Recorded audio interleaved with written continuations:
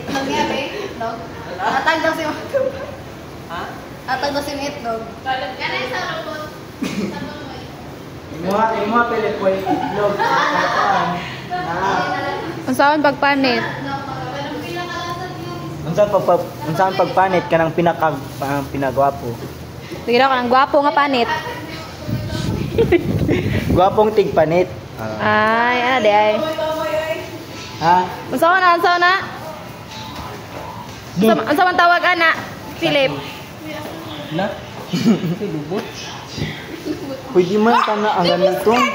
Pwede man ka na gamiton ng usapan. Pwede man ka na gamiton nga. Naman dito. Asa man gud? 5 minutes craft na gani na, dili na food. So, hi guys. Andito po pala kami ngayon sa Cookery Lab.